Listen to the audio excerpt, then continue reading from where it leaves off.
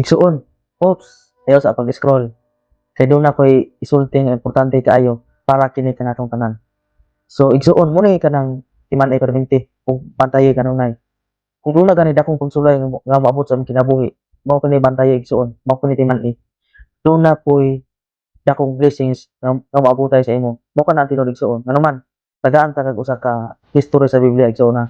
Kung imong tan-awon ang kinabuhi ni Job igsuon, grabe ka dakong pagsulay nga iabot sa iyang kinabuhi. Nahurot og kamatay ang iyang mga anak, ang iyang mga kahayupan, nahimo siyang pobre igsuon ug daghan kaayo og mga ulod nga samad ang iyang lawas igsuon, giulod ang lawas. Dako kay na ang pagsulay ikumpara sa ato ang mga pagsulay karon nga niabot sa atong kinabuhi. Apan unsa may nahitabo kang Job igsuon, ning lahutay siya, nagampo siya sa Ginoo, ning salig siya sa Ginoo, wala niya biyai ang Ginoo igsuon.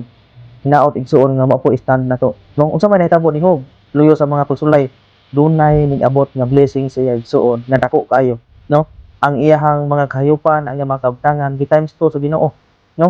Ug ang iyahang mga anak igsuon gidubli sa Ginoo, no? Kung unsay nawala sa iya igsuon, gibalik sa Ginoo doble-doble pa.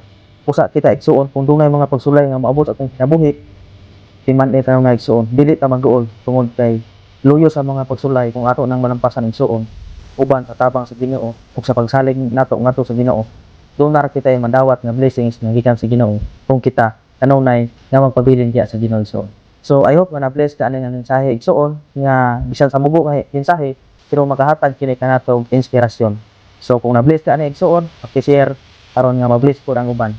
So kana lang igsuon, daghang salamat sa imong pagtan-aw. God bless you and more power. Bye-bye.